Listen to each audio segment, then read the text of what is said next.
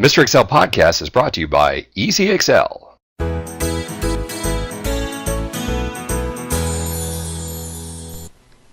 Hey, welcome back to the Mr. Excel netcast. I'm Bill Jelen. Today's question sent in by Howie. Howie said this has been driving him crazy for a while. He finally just went out to Google and Googled Excel expert and found me. Never even seen the podcast before. So anyway, Howie says he has a series of numbers here, start at 100, go down at some pace.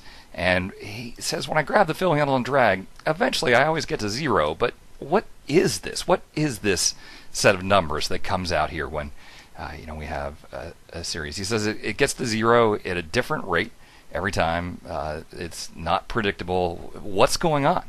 Okay, well, what Excel is doing there is it's doing a straight line regression. And there's another place where you might have seen this before. I'm going to have those same 4 numbers here, and I'm going to create a line chart. Just create a little line chart there. And I'm going to right-click the line and say Add Trend Line, and let Excel add a linear trend line in there. We'll click Close, and you'll see that Excel does a least squares best fit. So it's, if you paid attention in math, you've heard of that before.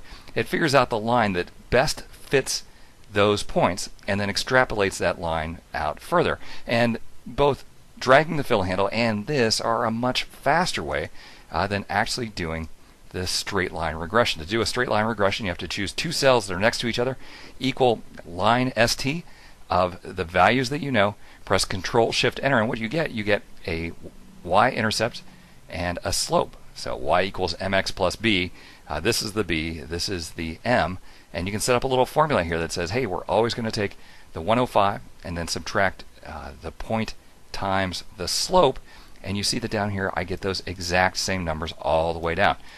So when you grab the fill handle and drag, very quickly Excel is doing something, and what it's actually doing is it's using straight line regression to figure out those values and fill them in. For you to actually go through and do it, takes you a good, half a minute to set up the formula, especially if you forget to hit Control-Shift-Enter when you enter LINEST. So it is pretty amazing. I don't know if that makes it any better, Howie, but kind of does explain what's going on. So thanks for finding Mr. Excel, and stop back tomorrow for yet another podcast from Mr. Excel.